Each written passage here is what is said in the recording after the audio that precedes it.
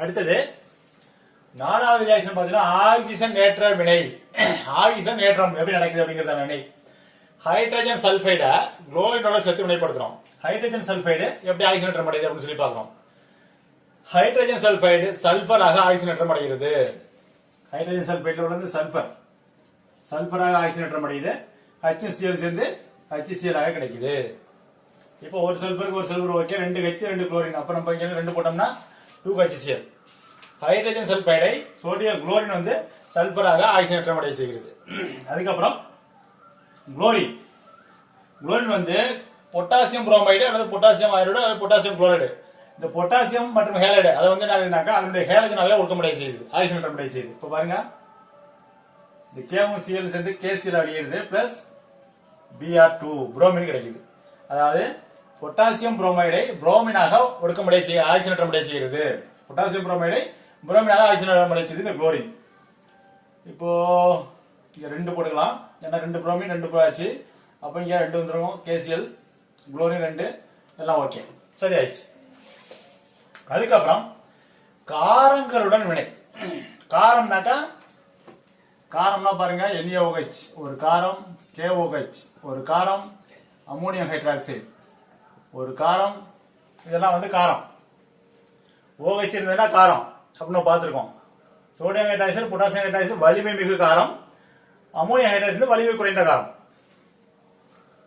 இப்ப காரங்களுடன் வினை. இப்ப நம்ம என்ன பண்றோம்னா குளிர்ந்த நீர்த்த காரங்களோட வினைப்படுத்துறோம் ஃபர்ஸ்ட், அப்புறம் சூடான நீர்த்த காரத்தோட வினைப்படுத்துறோம். ரெண்டுல எப்படி நடக்குது அப்படின்னு பாக்குறோம். ஃபர்ஸ்ட் குளிர்ந்த நீர்த்த காரத்தோட வினைப்படுத்தும் போது என்ன நடக்குது அப்படின்னு பாத்தீங்கன்னா, குளோரின் HCl சேர்ந்து HCl, இந்த 2 Hம் இந்த Cl சேர்ந்து HCl வெளியே போயிடுது. இந்த ஹைப்போ ஆக்சி குளோரைடு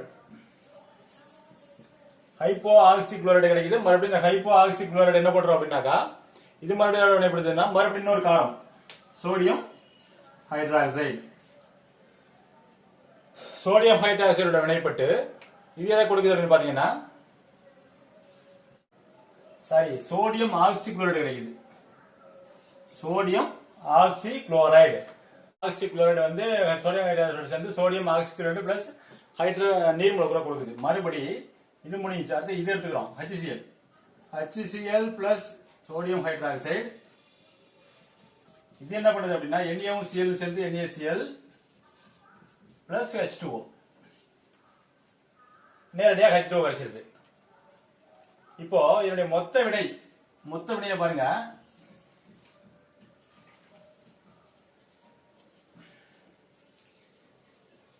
மொத்த வினையில் நம்ம என்ன எடுத்துக்கிட்டோம்னாங்க, chlorine plus sodium hydroxide. Sodium hydroxide எடுத்துக்கிட்டோம்னா 1 2 சோடியம் ஹைட்ராக்சைடு எடுத்துருக்கோம். ஒரு குளோரின் 2 சோடியம் ஹைட்ராக்சைடு எடுத்துட்டு இருக்கோம். சோடியம் குளோரைடு பிளஸ் சோடியம் ஆக்சி குளோரைட் பிளஸ், அதாவது குளோரினையும் சோடியம் ஹைட்ராக்சைடு சேர்த்து வினைப்படுத்தும் போது நமக்கு என்ன கிடைக்குதுன்னா, குளிர்ந்த நீர்த்த காரத்தோட வினைப்படுத்தும் போது என்ன கிடைக்குது அப்படின்னா, சோடியம் குளோரைடும் சோடியம் ஆக்சி குளோரைட் 2 கிடைக்குது. சோடியம் குளோரைட் சோடியம் ஆக்சி குளோரைட் 2 கிடைக்குது.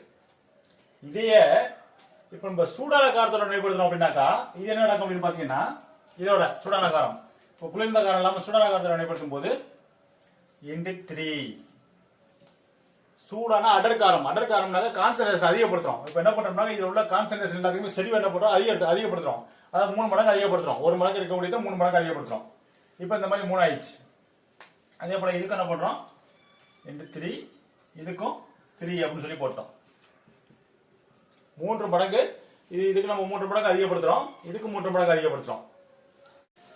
இப்போ அதோட கான்சன்ட்ரேஷன் எல்லாம் அதிகப்படுத்தும் போது என்ன கிடைக்குது பாத்தீங்க அப்படின்னாக்கா, இப்போ இந்த சோடியம் ஆக்சி குளோரைடு இருக்கா இல்லையா, NaOCl3 இது வந்து 3, ஏன்னா 3 போட்டுப்பாங்க, எல்லாம் 3 ஆயிடும். இப்போ இது என்ன ஆகுதுன்னா,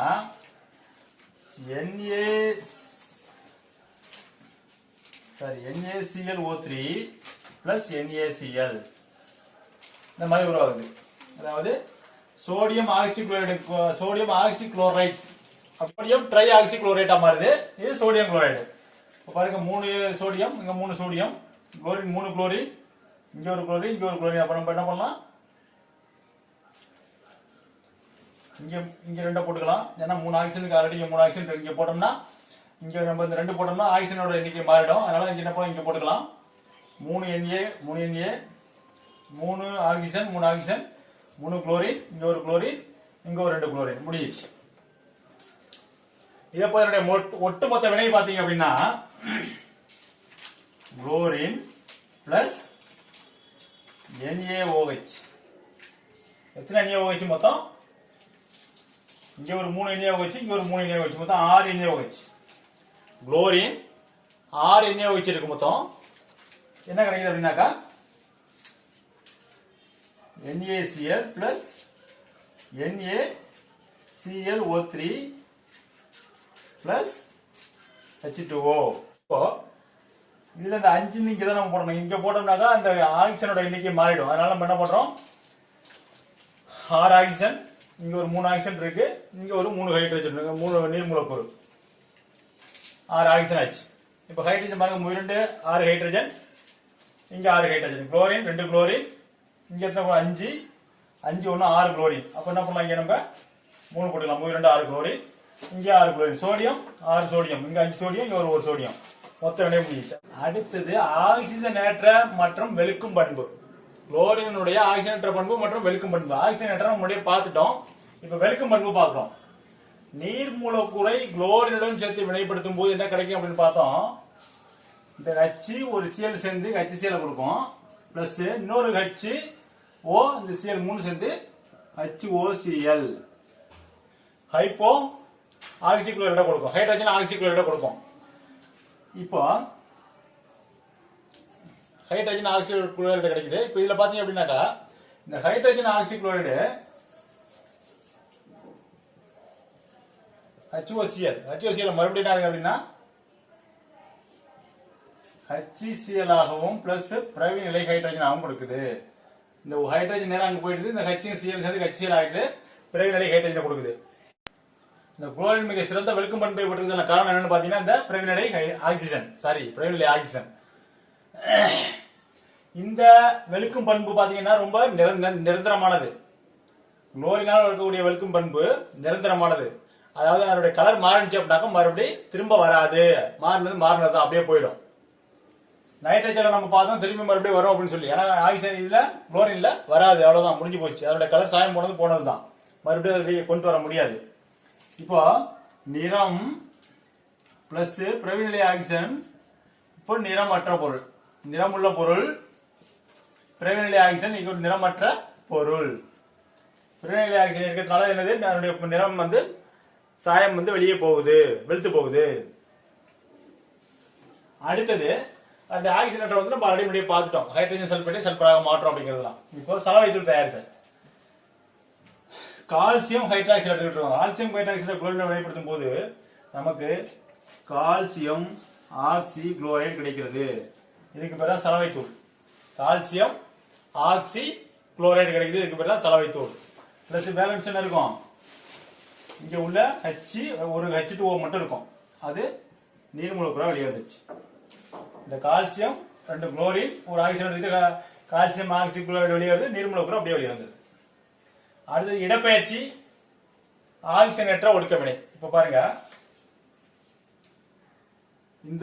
இது இங்க இடம்பெயருது, அதே போல இது இங்க இடம்பெயருது.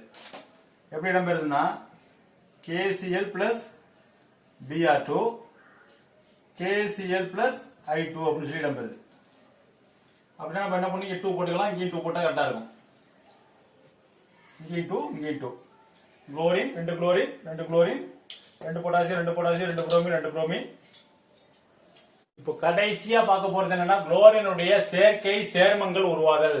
குளோரினோட சேர்ந்து செயற்கை சேர்மங்கள் உருவாதல் அப்படின்னு பார்க்க போறோம். ஃபர்ஸ்ட் சல்பர் டை ஆக்சைடும் குளோரினும் சேர்ந்து அப்படியே நேரா சேருது. COCl2 COCl2 C2H4Cl C2H4Cl இந்த மாதிரி கிடைக்குது. இப்போ இதுல பாத்தீங்க அப்படின்னா இது பைலட் வினை, பைலட் கிடைக்குது. பைலட் எப்படி கிடைக்குதுன்னா இதுல உள்ள ஒரு ஹைட்ரஜனும் அந்த Cl சேர்ந்து HCl வெளியே போயிடுது, பிளஸ் பேலன்ஸ் அப்படியே சேர்த்து CH3Cl. இப்போ இந்த குளோரினும் இதோட ஹைட்ரஜன் சேர்ந்து ஒரு HCl வெளியே போயிடுது. Plus C6H5Cl. பேலன்ஸ் இருக்கக்கூடிய ஒரு குளோரின் நேரம் இருந்து சேர்த்து பைலேட் அடையுது. இது அங்க போயிட்டு இங்க வருது. சோ இது பைலேட் வினை. இது வந்து பாத்தீங்கன்னாக்கா செயற்கை வினை, நேரடியா அப்படியே சேர்ந்துருது. நேரடியா எல்லாமே சேர்ந்துருக்குது. இந்த குளோரினை பத்தி மொத்தமே முடிஞ்சிச்சு உங்களுக்கு.